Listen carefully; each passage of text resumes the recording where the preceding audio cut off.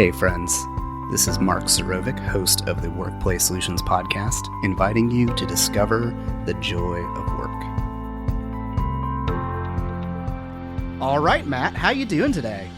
Doing great, Mark. Thanks for having me aboard. Absolutely. I'm very excited. Let's hope the technology holds out. You were mentioning before we started that you had some Zoom-related issues earlier. Let's hope those are all taken care of. Yes, I always think that's for the rookies, but it happened to me here this morning as well. So I remember a book I read. It wasn't a book. It was a presentation I went to at one point where the presenter basically said, just never trust it and always assume it's going to break. And then you're always okay when it doesn't. So yeah, that's wise. I am here with Dr. Matt Champagne, who is a survey expert, scientist, researcher, university professor, international speaker, serial entrepreneur. So Matt was named Technology Visionary by Survey Magazine for his pioneering work on merging psychology and technology to create never-before-seen customer feedback tools. So today we're going to be talking about building trust with your audience and tapping into the expertise. Do you prefer Matt or Doc? What do you go by? Oh, Matt's good. Been at the university so long, students would call me Doc. So Matt, before we do our icebreaker, actually, no, we always do the icebreaker first. So what am I doing? So I'm going to pick from the deck. Let's go with number 140, my most epic cooking disaster. Am I able to spin this around to you to answer first while I think of an answer? That is fine. And this time I didn't actually spend a great deal of time thinking about my icebreaker question ahead of time. I'm just as unprepared as you are, so this will be fun. I don't know that I have one because I can't cook to save my life. Ever we go out to eat, the deal I have with my wife is that I'm cooking that night. So tonight I cooked Olive Garden, or tonight I cooked Longhorn because she didn't cook, so therefore I must have cooked. And I can probably cook maybe 2 meals, and I'm just not that good in the kitchen. So what about your steakums? I heard you make a mean steakum sandwich. Is that true? That in grad school I would make a mean steakum, and it's been a while since I've had a steakum or steakum related product. Well, to be honest, I can't think of a good disaster as well. I can't. Maybe my cooking's pretty mundane here. I don't go with flaming anything or. What about epic restaurant disaster? What's a restaurant experience that you've had that? Oh gosh, I don't know if it's one that it wasn't any of my doing, but still memorable. Thinking back to when I was a kid, my father was someone of few words, but if you thought something was wrong, he let people know it. He used his dad voice. And we were at a restaurant one time, I think it was somebody's graduation, and it was terrible service and slow, and the thing was wrong. The orders were wrong. And my dad just went up to the manager and used his dad voice. And all of us kids, even though we were like in our teens, like all of a sudden we went back to childhood, like, oh, it's the dad voice. And he let this fellow have it deservedly. But it's just funny that something like that is memorable all these years later. Awesome.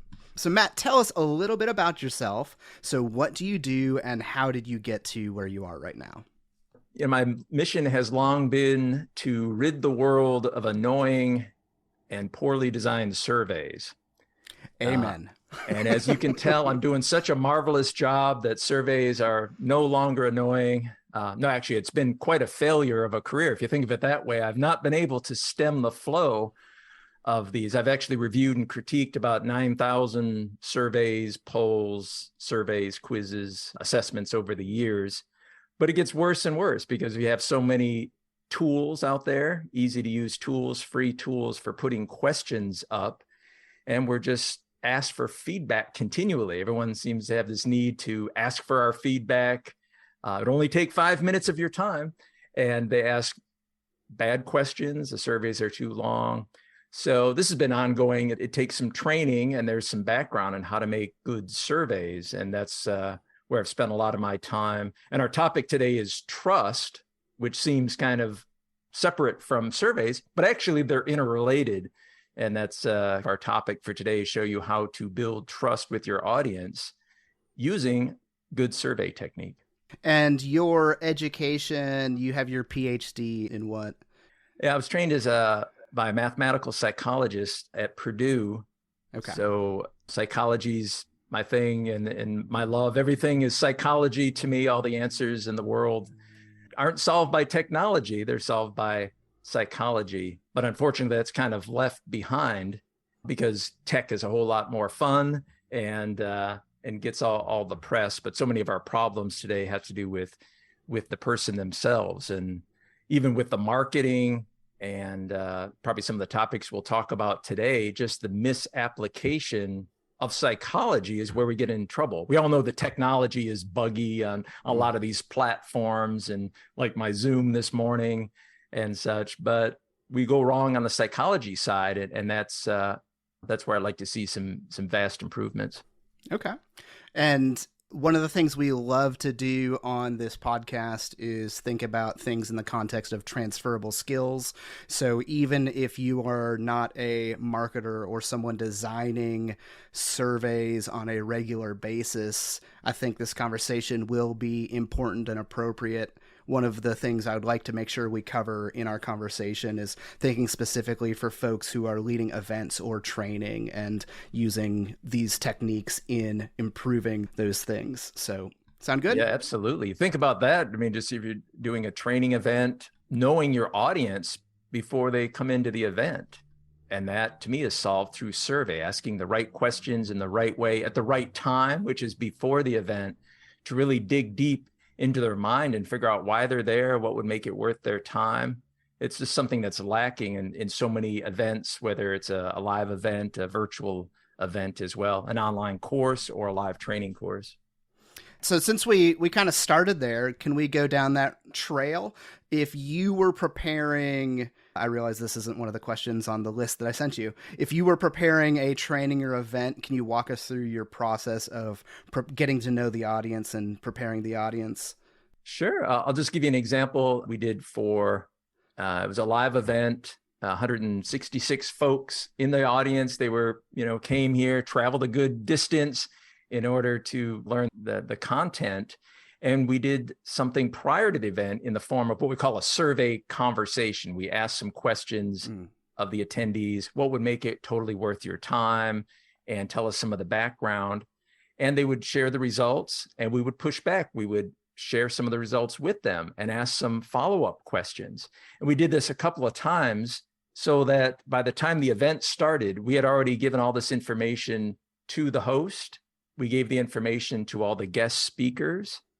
And so when they walked on stage, they knew the audience. And we have some amazing data that we collected from people who used the technique and those that didn't, because we shared the information with everyone. And some of the speakers used it. They came out and they said, I was going to talk about this, and it is important, but let me answer your questions first. Some of you asked about these topics. And the audience was like blown away. They're like, that's why I came. That was my question. That's what I wanted to know. And so they did get to their material, but it resonated so much with the audience by speaking their words to them. And we had another group that didn't do that. They just said, we didn't have time to prepare. I delivered the talk I was going to give. And we looked at the difference, completely different. It was about 80% of the audience said the speakers helped their business, the ones that just gave the talk they were going to give. Nearly 100% of the audience said that the speakers that listened to them first, that those were the ones that helped their business. The difference was stark. And the only difference was that they listened to them before the event and then incorporated some of that into their discussion. It makes me think about all the times in which I've worked with a client or worked with a group or a team, and there was somewhere a breakdown. Someone has been working with the group leader or event planner, and there was a breakdown to the actual participants who, when the event started, had no idea why they were really there. And you would ask them and they'd kind of chuckle and go, we have no idea. Or if they weren't excited about it, they'd be like, grumble. What a missed opportunity to prepare folks for a learning environment or prepare folks for a conference like you've mentioned. Yeah. And it's, in my perfect world of how events will be run, and I'm looking into the future now, everyone using this survey conversation methodology, is that you get what you came for. It was a lot of cost to get here and travel and sleeping in strange hotel beds and eating food you don't like. And it's a big investment to show up. Why aren't I being given exactly, what I needed to know, what I came for, connecting with the people that I need to connect with?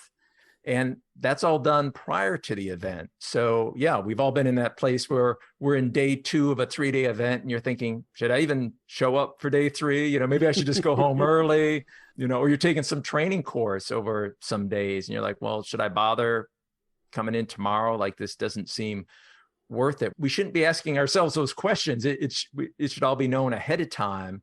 And then this constant gathering of feedback while the event's going on to make it better, while it still matters to all the attendees. And I know in your model, you refer to the autopsy approach. So can you contrast what folks normally do versus what you recommend? I love that phrase. That's how we typically treat our training programs, our live events. You wait till the training's over. And then you ask people, well, how was that? Or you wait till the conference is over. You wait till their vacation is over and say, hey, how was your cruise? Or how was that? Which is the autopsy approach. You wait till it's over to figure out what went wrong. And that was not acceptable in the 1990s when I was raging against this. It's certainly not acceptable today to wait until that time, because why would you answer those questions? If I said, hey, Mark, thanks for attending our 3-day event. Can you take 10 minutes of your life, time you'll never get again on planet Earth, to tell us how to improve our event for the next guy? Like, well, no, that's really not, motivation enough. But so many organizations just rely on that. They're like, well, hey, you attended our event, you shopped at our store, you owe us your feedback on how we can improve this for other people down the road. Just not acceptable. We don't want to have just an autopsy approach. Autopsy is fine as part of our data, but we need to know before the event and during the event what's going on in the minds of our attendees and students. I know personally when I've started to incorporate that idea in a multi-day event and actually ask folks, what do we need to change for tomorrow, or what questions do you have? I was often surprised on the things like, oh, I thought that was super clear. It wasn't, or they were hoping to get something else, or even subtle shifts like, you really need to change the temperature in the room, things that you wouldn't even consider in the moment, but you absolutely have the power to fix in the middle of the event. And I've seen that in my own experience really improve the customer service of an event and a training. I'm not as good at it as you are, but I'm trying. So yeah, I mean, you've nailed it. That's what is needed in every event. Well, like you said, you don't know what's going on in their minds. And I've talked to pros who say, I don't need to ask. I can see what's going on. I can sense what's going on in the audience. And I just have to shake my head. I'm like, seriously, did you just say that? But I've run into a lot of those folks that say, no, I can just look out there and read their body language and then adjust in real time. I'm like, well, okay, we're not all magic like you. We need to have some information from them and then sharing it with them, like you said. Here's what you said, and then you share it with them. We call it closing the loop. Okay. And it's important for them too, because the person that wanted the heat turned up and you don't turn it up. And so they're like, well, hey, you asked for my feedback. I told you it was too cold in here and you did nothing about it. Well, you solve that by closing the loop. You share that back and say, hey, we asked about things. Some of you said it was too hot. Some of you said it was too cold. And some of you said it was just right. So that's why we're leaving the temperature just the way it is. I just want you to know. And then people are like, oh, okay, you didn't take my feedback, but it's because other people have different opinions in the room. And then it's all right. That's what our data has shown for years. And how does that idea of closing the loop relate to building trust with the audience? Well, it's following through on your word. Take a webinar. We haven't talked about webinars, but before the webinar, when people register, we ask them a couple of questions, but then we tell them, if you'll take your time to answer these questions, we're going to share the results with you. We'll let you know who else is going to be at the party, at the webinar. We'll let you know where you stand relative to others. and then you do it. So people are always amazed when they answer a survey and then you come back and share the answers, because that rarely happens. People are always like, hey, take 10 minutes of your time to help us improve our products and services. But they never call you back and say, hey, Mark, thanks for your feedback. Because of what you said, Mark, we're going to, make these changes.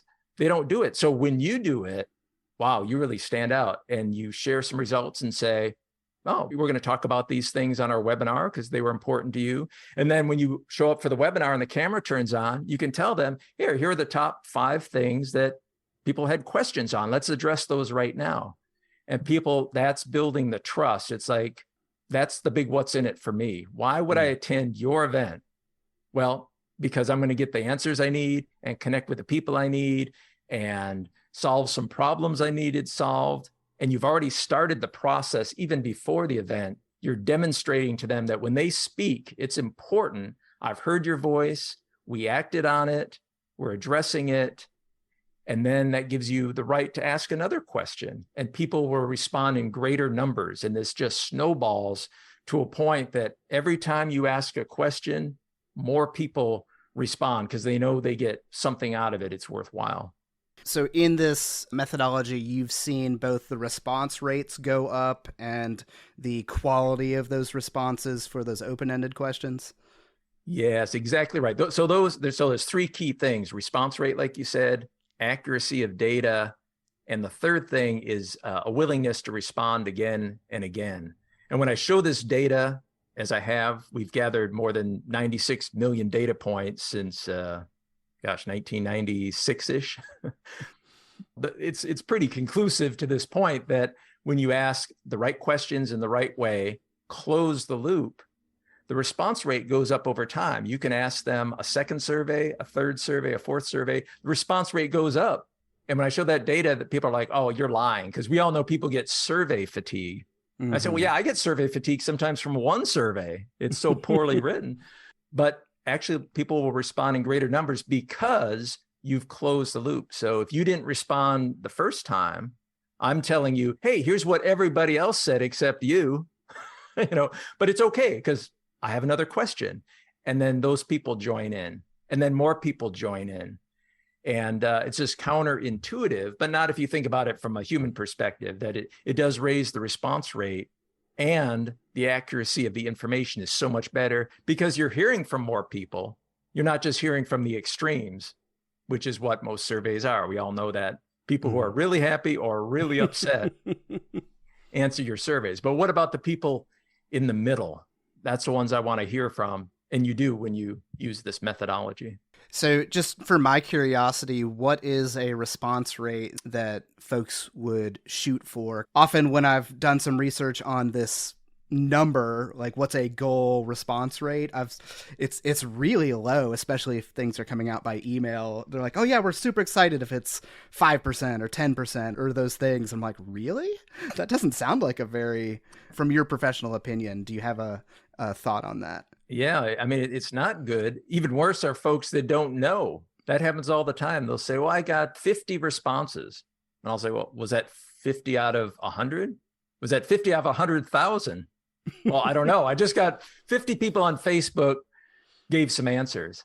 I'm like, well, it's just not good enough. We don't know if those responses are representative of your people. So you see this all the time. People will post like, what should the title of my book be, or the title of my next talk, or I want to rebrand this product, and they get 10 or 12 or even 30 people to respond. And they're like, okay, I'm going to do this. And I'm like, oh my gosh, based on what? You just got a handful of responses. We don't even know if that's your audience. We don't know if that's a significant portion of them.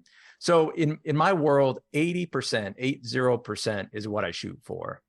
And we often hit it. It sometimes takes 3 or 4 or 5 surveys to get there. But it's very attainable. I mean, we've done this even in worldwide surveys like we did during the pandemic. We were asked by the cruise lines to survey travel agents worldwide. There was about 55,000 travel agents. And the response rate, by the time we ended, we had done 8 surveys over the course of time.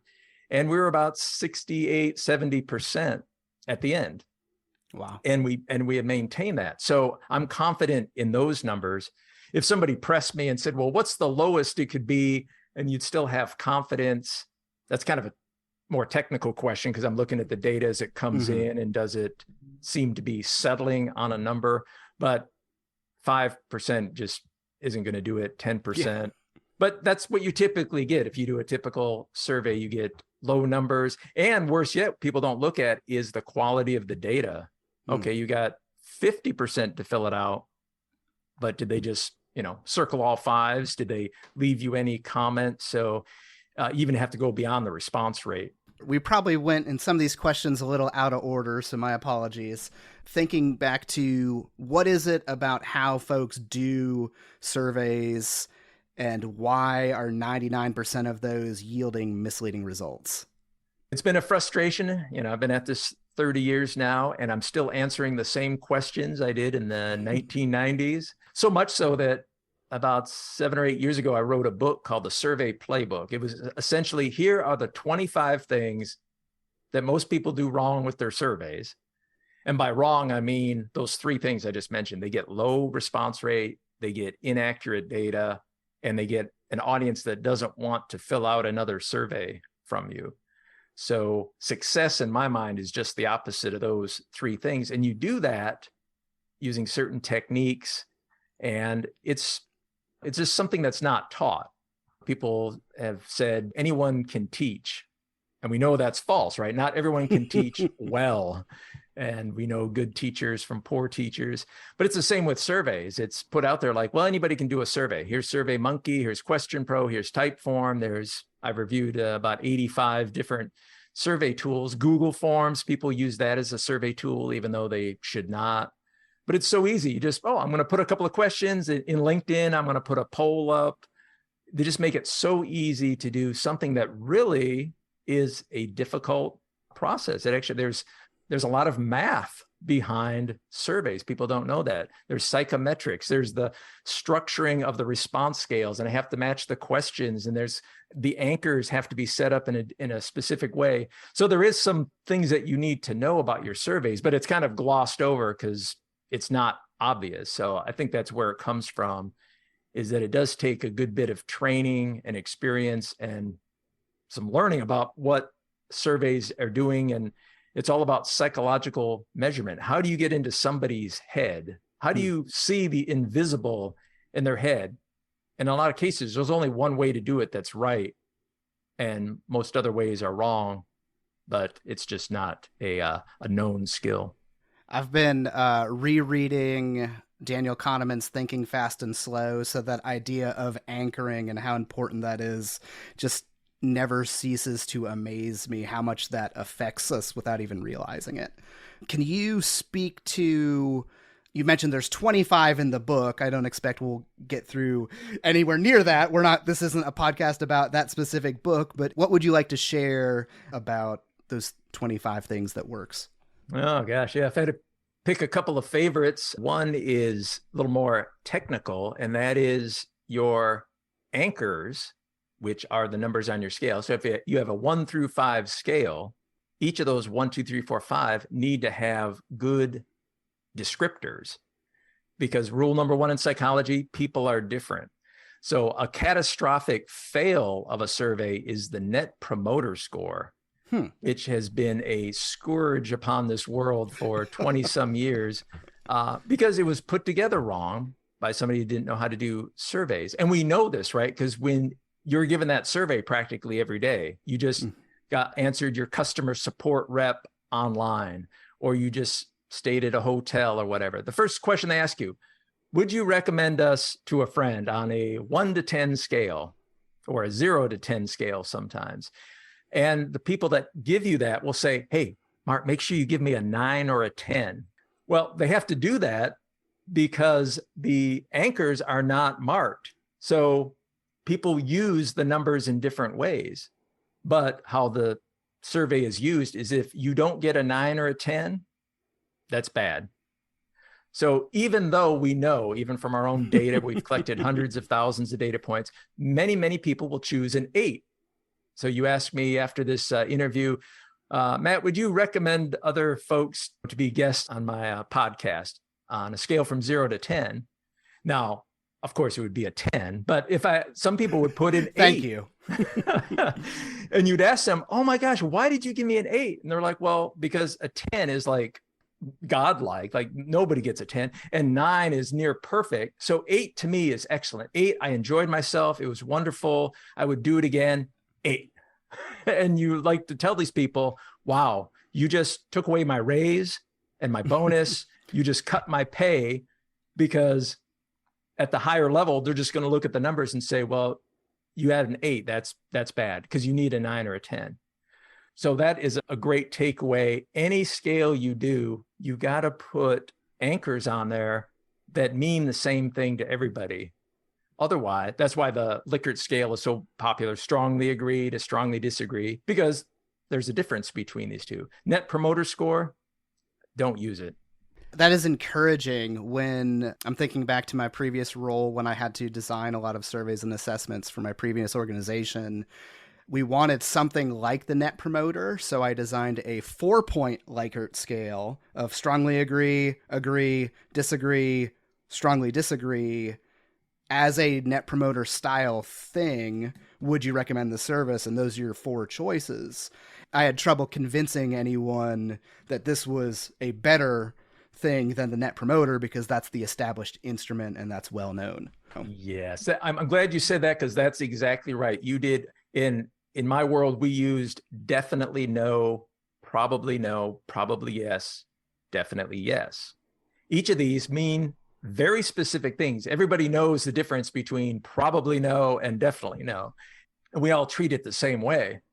But on the Net Promoter Score, what's the difference between a 5 and a 6? It's completely undefinable what the difference is. So you don't really know. If somebody put a 6, you really have no idea what they meant and how it differs. So your suggestion was a great one to your organization. Ask the same question, but use a scale that has meaningful anchors. But so few organizations will do it. They're like, oh, we just use the Net Promoter Score. So they all have, just uninterpretable data that they then benchmark over years. So now they just compound the uninterpretableness of their results. Well, it's affirming to hear you say that, because at the time I didn't have the the background to defend my answer, other than I really think this is the right thing to do. Well, your gut was right, for sure. Awesome. Life is way too short for work to suck. So if you want help to build your team, train your team, or manage your team, we're here. Come see us at workplaysolutions.com. Thanks for listening to the podcast.